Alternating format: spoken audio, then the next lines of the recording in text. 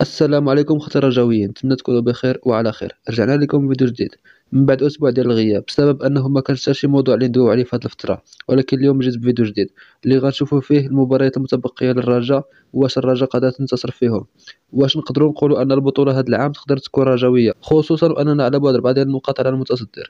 هادشي كامل غنجاوبوا عليه في هذا الفيديو، ولكن قبل الا كنتي اول مره تشوف القناه تهبط تشترك معنا باش يوصلك الفيديوهات الجديده ديالنا، بارطاجيو الفيديو ما امكن باش تقترح الفيديو على خوتنا الرجاويين. اول حاجه كنبغي نهنئ فريقنا الغالي بمرور 75 سنه من المجد، ان شاء الله مزيد من الالقاب.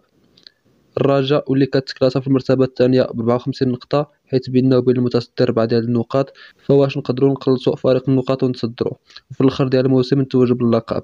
وباش نجاوبوا على هذا السؤال نقدروا نشوفوا المواجهات اللي مازال لينا، شحال كنا ساليناهم في الشطر ديال الذهاب. اولا نذكروا بالمقابلات اللي مازال لينا واللي هما ماتش كونتر المحمديه خارج الميدان، ماتش كونتر الزمامره خارج الميدان، ماتش كونتر بركان داخل الميدان، ماتش كونتر الوداد داخل الميدان، واخيرا ماتش كونتر وجده داخل الميدان.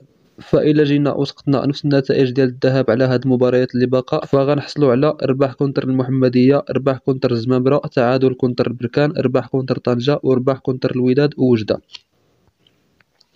بما مجموعه 16 نقطة. فإلا زدنا 16 نقطة على 54 نقطة اللي عندنا غتعطينا 70 نقطة لاصقة. فالسؤال الآن هو واش هاد 70 نقطة كافيانا باش نربحوا البطولة، أو بمعنى آخر واش المنافس ديالنا الجيش الملكي يقدر يسجل شي نقطة في هاد المنعرج الأخير ديال الدوري، بالخصوص أن عندهم ماتشات صعبة بحال الماتش ديالهم كونتر الوداد ولا كونتر الماس ولا حتى تطوان ولا الفتح، يعني 12 نقطة غتكون صعيب ياخذوها كاملة. فنديرو حنا أنهم ربحوا ماتش وتعادلوا جوج وخسروا في واحد، فغيحصلوا على 5 ديال النقاط، زائد جوج ماتشات اللي نسبيا عندهم ساهلين واللي غالبا غياخذوا فيهم 6 ديال النقاط، يعني غيولي عندهم 11 نقطة. وإلا زدنا 11 نقطة على 58 نقطة اللي عندهم غتعطينا 69 نقطة، أي أننا غنكونوا فايتينهم بنقطة واحدة. فهاد الشي فقط رؤية ديالي، واخا غالبة عليها شوية ديال العاطفة، ولكن انا كنشوف انه كاين امل اننا نرجعوا ننتصروا ونديروا لهم الريمونتادا. فخلاصه القول مازال البطوله ملعوبه ونقدروا اننا نربحوها، شريطه عدم تضييع اي نقطه واي نصف فرصه خاص تسجل باش اننا نفوزوا باكبر نتيجه ممكنه.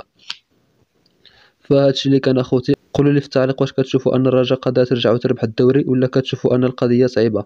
فخليو لي الراي ديالكم في التعاليق. وحتى لهنا الخوت كنوصلوا لاخر الفيديو ديالنا. الا وصلتي حتى لهنا ما كرهتش تشترك معنا باش تولي فرد منا، وما تنساش تفعل الجرس باش يوصلك كل جديد. ودابا مبقى لي غنقول لكم تهلاو في ريوسكم وديما رجاء.